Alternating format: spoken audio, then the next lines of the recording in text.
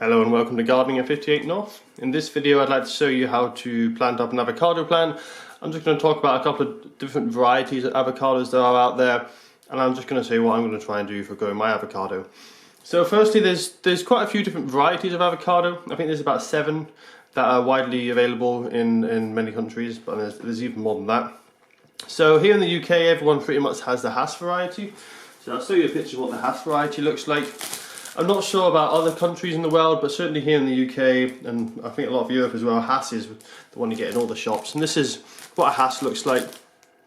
You see it's got a purple skin, very common variety, and has a round stone. This is a Hass variety here, spelled H-A-S-S I think. And you can see there it's quite a round stone, and yeah, quite big as well. So that's the Hass variety. And the other variety is that we have here in the UK quite often. At the moment we've actually ran out of Hass variety in some of the shops because there's a global shortage at the moment, because so many people are buying avocado these days. Some of the shops are struggling to provide it. So I went to the shop the other day and I thought, oh, that's very strange, green avocado. I thought it was maybe unripe, it wasn't ready yet, but check the packaging, it's just a different variety, one that I hadn't seen much before. So you can see this one here is Fuerte. So this is a different type of avocado. You can see it's bright green. I mean, because this company normally has the Hass variety, that's why the picture is still Hass on the avocado packaging. So it just says avocado and has a black coloured one or dark purple. Whereas they've now changed it, so that's why it's green. But as I say, I think it's just temporary until they get the Hass variety back. I think these people normally get it from California or somewhere, but at the moment we're getting from South Africa. As I say, it's Fuerte, the variety. So here it is. It's an unusual green colour. As I said, I was quite surprised when I first saw it. Bright green, and the seeds on this one differ slightly from the Hass variety, so they're much more pointy. You can see it's quite a pointy stone there, and this is the Hass, and it's quite round. Also, it's particularly large. I mean, I thought this was quite a big Hass seed until I saw this Fuerte seed, and then I thought, wow, that's quite a big stone. So you can see they're quite sizable. And you can see, compared with the actual avocado, that's almost the whole avocado pretty much. So the main differences between them is a slight differences in taste. I haven't really tried this one yet, so I'm not sure what it tastes like. But the main advantage for me anyway, living in a colder climate, is that the Hass variety, which is a common one that everyone can get their hands on in the UK normally, that one is very temperamental when it comes to cold temperatures. So any kind of frost would definitely be killed, and even low temperatures it's not too happy with. But with the Fuerte variety, you can actually take a touch of frost and still survive, and it can handle cold temperatures much better. So this was going to be a good variety for me to be growing here. So what I've done is I've had this one in soak, and as you can see, there's already a small root starting to grow. I'll get that in focus. You can just see there a little white thing starting to poke out. That's the root starting to grow out of the fruit, out of the seed, and you can see it's split in half, so it's getting ready.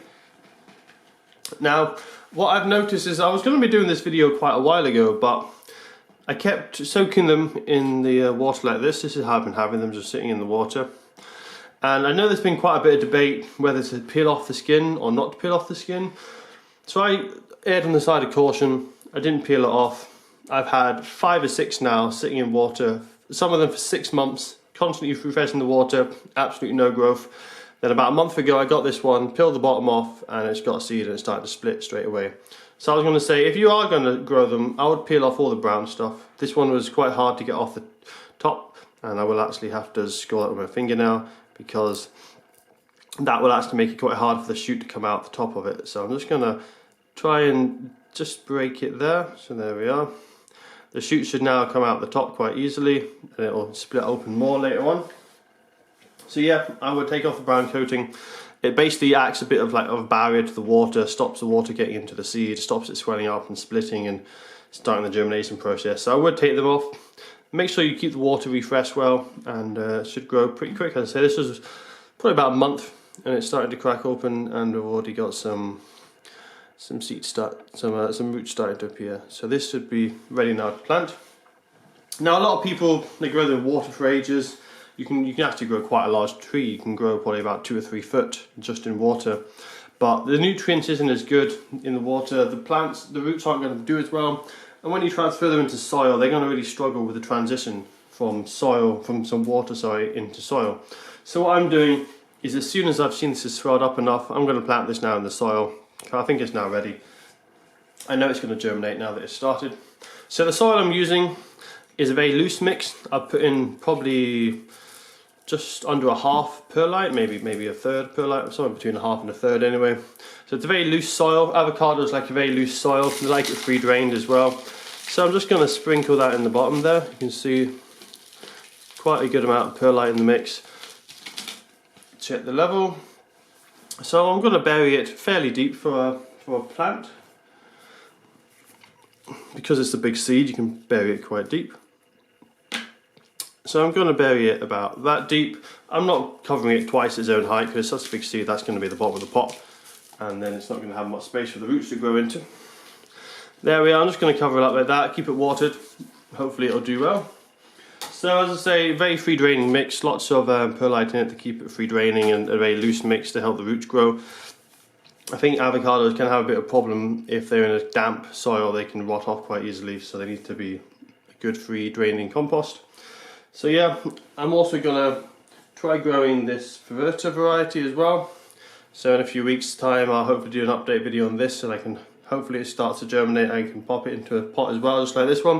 And we'll see how the two grow, and we'll see how the two differ between the two of them. So I'll make sure I put a label on this and the other one. Remember which is which, because I'll probably forget. And I'll see how they grow. I want to see the differences, and I might even put them outside on my balcony in the summer, see if they can survive the Scottish summer. And it'll be interesting to see the difference between the two varieties, which one does better and which one doesn't. As I say, I expect the Fuerte one to do much better because it's more suited to cooler climates and it can survive slightly colder temperatures than the Hass variety. But we'll see how it does, and yeah, hopefully I'll keep you guys updated with how these grow, and I'll hopefully have a nice little avocado tree in a few months' time.